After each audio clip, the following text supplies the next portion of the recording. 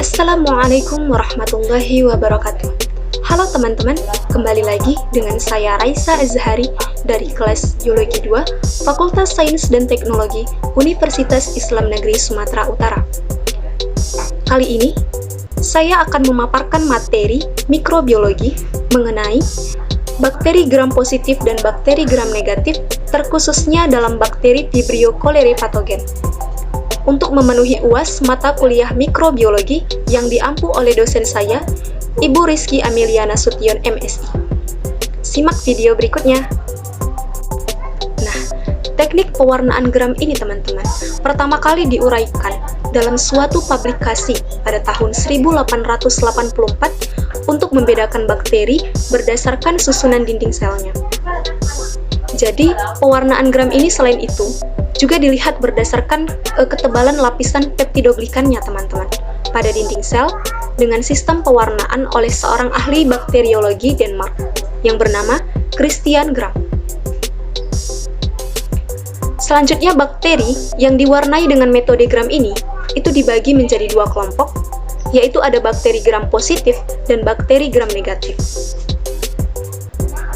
Di mana kita ketahui bahwasannya bakteri gram positif merupakan menyerap violet. Artinya, dia mempertahankan zat warna kristal violet meskipun telah diberikan alkohol sewaktu proses pewarnaan gram, sehingga tetap berwarna biru atau ungu.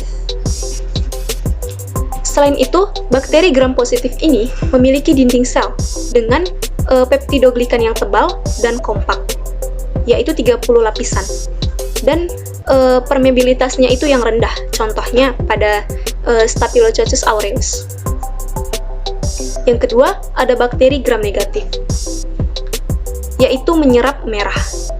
Artinya, dia itu tidak bisa mempertahankan zat warna kristal violet ini sewaktu proses pewarnaan gram, sehingga mengambil warna merah safranin. Selain itu, bakteri gram negatif ini memiliki dinding sel dengan peptidoglikan tipis, teman-teman, yaitu 1-2 lapis, serta nggak kompak. Kalau tadi bakteri gram positif tadi kompak, kalau ini nggak kompak, di mana permeabilitasnya itu tinggi. Contohnya pada bakteri Escherichia coli dan Vibrio cholerae atau kolera.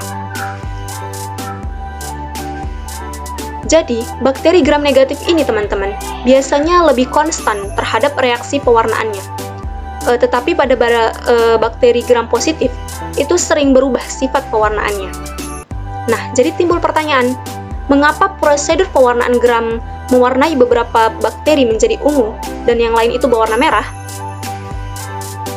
Jadi, seperti yang kita paparkan tadi, bahwasannya pewarnaan gram ini dilihat dari peptidoglikannya juga. Pada bakteri gram positif tadi peptidoglikan yang tebal sehingga dia bisa menyerap violet, sedangkan pada bakteri gram negatif ini dia memiliki peptidoglikan yang tipis, teman-teman, sehingga dia menyerap merah tadi, mengambil warna merah safranin begitu. Nah, adapun persamaan dan perbedaan dari bakteri gram positif dan bakteri gram negatif, di mana persamaannya pada bakteri gram positif dan bakteri gram negatif ini itu sama-sama memiliki organisme seluler yang serupa, yaitu uniseluler prokariotik yang memiliki kapsul. Kemudian persamaannya adalah memiliki kromosom yang tunggal, bereproduksi secara aseksual, dan pembelahan binar.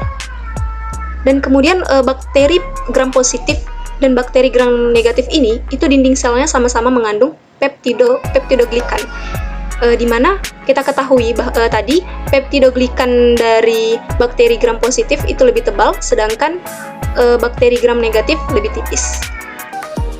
Adapun persamaan selanjutnya adalah dapat merespon prosedur pewarnaan. Nah, perbedaan bakteri gram positif dan bakteri gram negatif, yang pertama dari segi peptidoglikan dan kadar lipidnya, teman-teman. Peptidoglikannya lebih tebal pada bakteri gram positif dan kadar lipidnya itu 1-4%, sedangkan pada bakteri gram negatif itu peptidoglikannya lebih tipis, sekitar 11-22% kadar lipidnya. Selanjutnya dari segi toksin yang dibentuk, pada bakteri gram positif itu eksotoksin, sedangkan pada bakteri gram negatif itu endotoksin.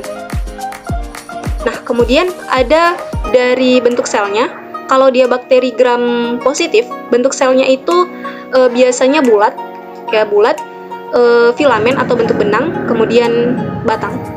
Nah, kalau bakteri gram negatif itu bulat, oval, dan juga koma. Adapun dari metabolismenya, teman-teman, kalau pada bakteri gram positif ini, itu dia kemoorganoheterotrof, ya, artinya itu dapat membutuhkan senyawa organik, gitu. Sedangkan pada bakteri gram negatif fototrof. Nah, dari segi endosporanya, kalau bakteri gram positif ini, itu beberapa kelompok membentuk endospora, sedangkan pada bakteri gram negatif tidak membentuk spora. Perbedaan selanjutnya adalah kepekaan terhadap iodin, di mana bakteri gram positif ini itu lebih peka terhadap iodium, sedangkan pada bakteri gram negatif itu dia kurang peka.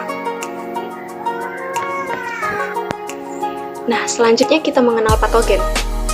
Apa sih itu patogen? Dan apa hubungannya dengan bakteri Vibrio cholerae dalam pewarnaan gram positif negatif? Jadi, patogen itu merupakan organisme yang dapat menyebabkan gangguan kesehatan, baik melalui invasi langsung atau melalui pencemaran makanan. Bakteri patogen, seperti yang kita ketahui, teman-teman, bahwasannya merupakan penyebab penularan penyakit oleh bakteri itu sendiri. Salah satunya Vibrio cholerae. Jadi, Vibrio cholerae ini merupakan bakteri yang berbentuk batang bengkok seperti koma. Nah, ditandai dengan ciri dari bakteri gram negatif tadi, teman-teman. Dan tidak berspora, hidup secara aerob atau anaerob fakultatif, bergerak melalui flagel yang monotrik, tidak membentuk spora, dan pada biakan tua dapat menjadi berbentuk batang lurus. Vibrio cholerae ini pada dasarnya bersifat patogen, teman-teman, bagi manusia. Sebagian besar infeksinya disebabkan oleh gejala kolera alvena atau diare ringan. Pada pasien, gejala muncul 1-4 hari setelah akhir masa inkubasinya. Nah, jadi bakteri gram negatif yang bersifat patogen itu lebih berbahaya daripada bakteri gram positif.